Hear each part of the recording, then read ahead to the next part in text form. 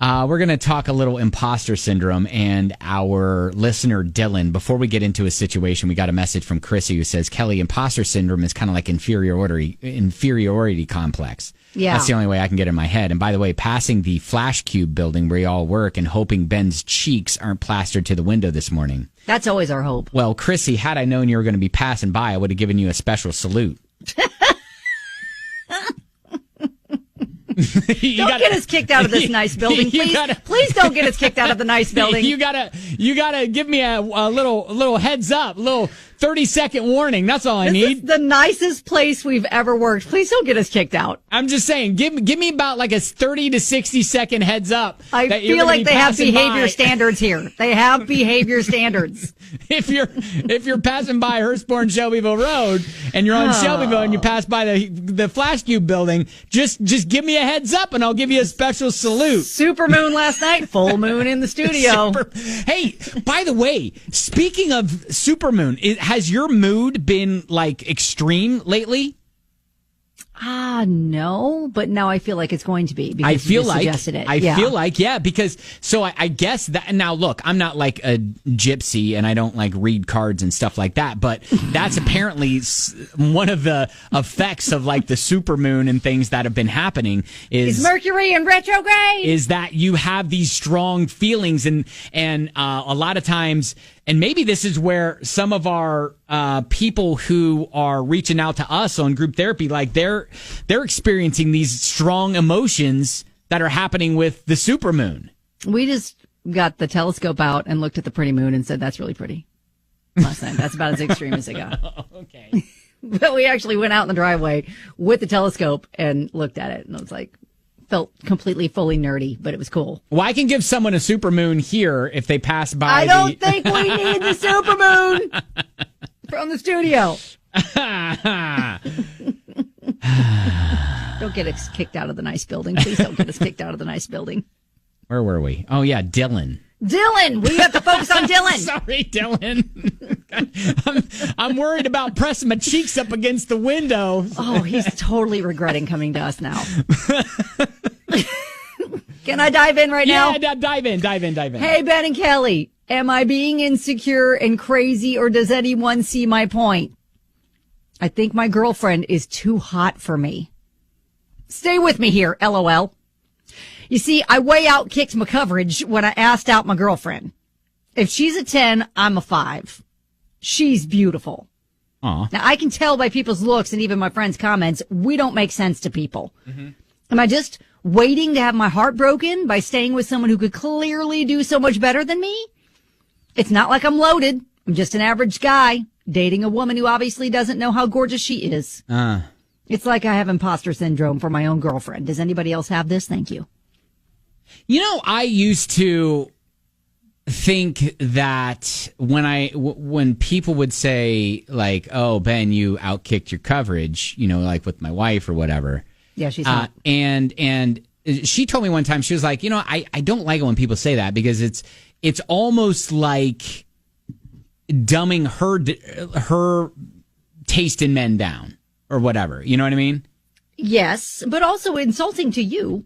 Well, yeah, I mean, I don't see that, but I mean, yes, I guess insulting, yes. Sorry, sure. If we were you never taking offense to that, and now you are? Now I am. Damn it, Kelly! I never once thought of it as an insult to me. I was like, oh, yeah, my wife's hot, sure. Sorry. I'm so sorry. Why do you point that out? Sorry.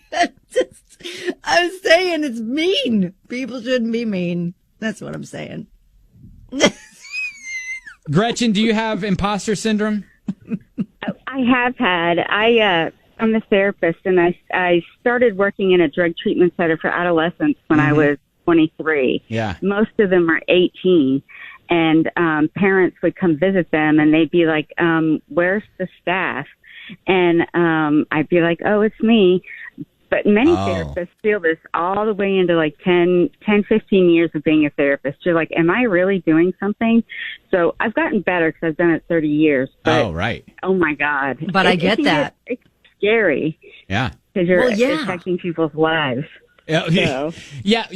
You are doing real work. Kelly and I are not. Yeah, not at all. Thank goodness. You are. You help me every day. Oh, that's sweet. 16 years I drove my kids to school, and I listened to you. So Oh, my gosh. Gretchen, you're the one. I'm so happy to have met you. Thank you for enabling this behavior all for this sure. time. You're welcome. I appreciate it. Thank you, Gretchen. Y'all take care. All right, Okay. see ya. You too. Oh, my goodness. She just passed right over Dillon. But no, she's letting him know, yes, that's a thing. Yes, that is a thing. We feel it too. All right. If you've got, I don't know, a story about that or want to chime in on Dillon's sitch, you can. I mean, I'll say this for Dillon, like, your girlfriend loves you and take it for that. I wouldn't doubt her feelings based on your feelings of feeling like you don't deserve her. All right. 502-795-1997. Hang on, Ashley. I see you calling. All right, we'll get to you. So our listener Dillon having imposter syndrome about his girlfriend, his hot girlfriend. He thinks his girlfriend is too attractive for him. Like, she thinks she's a 10, he's a 5. Yeah, exactly. And so he's kind of freaking out, and it's actually getting in the way of his relationship because he's now thinking, okay, is he just biding time until she breaks up with him? Ashley. I'm not saying that this is the case there, but personally, I dated a guy that I knew I could do better than just so I wouldn't be alone. Oh. Just because being single sucks. Mm-hmm. And then someone hotter came along, and I feel bad about it, but I moved on. And so, again, I don't think that's what's happening necessarily, but it is possible that he's just like the in-between guy and that he knows that somehow. Oh, gosh. Oh. Well, Ashley, thanks for being honest. Yes. Although I think that's going to feed into Dillon's insecurities a little bit. Because I was sitting here saying if she hasn't given you any reason then why? To doubt her feelings for you, then trust in that and don't let your own insecurities cloud over that. Now, Brad, the love physician, says take it from the love physician. I too dated my now wife who is far beyond my league. Yes, your girlfriend knows. But as long as you follow these steps, you too can end up happily married out of your league, just like me. Number 1, keep her high on a pedestal. Okay. Number 2, remember your place in the relationship. Okay. Number 3, all of her interests are your interests. Her friends are the only friends you need, and you don't need your own hobbies. See? Easy. That's all you need to do. Thanks, Brad. Okay. All right. Well, hey, you know what? Just enjoy it. Enjoy it. Don't think too much about it. You're going to get in your own head.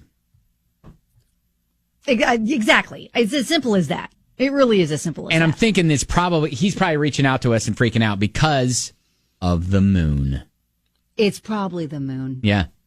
That explains. It's probably the supermoon. That explains everything. Even Bethany rolls in and says, I work in the 1-year-old room at daycare, and yesterday they were all on one. It was like a Monday from hell. Oh, yeah. Because of the supermoon. Yeah. That's probably why. And she also says, hey, beauty's fleeting. I was hotter than my husband when we first got together, but 2 kids later and a little bit of weight gain, and we're on the same level. You just got to keep her holding on long enough to get her uglier, Ellen. Get her uglier? Oh, my gosh. All right. Thank you. Appreciate it, Dillon. Hopefully this helps you out and doesn't make you feel more insecure, all right? Okay. All right, there you go. Thanks.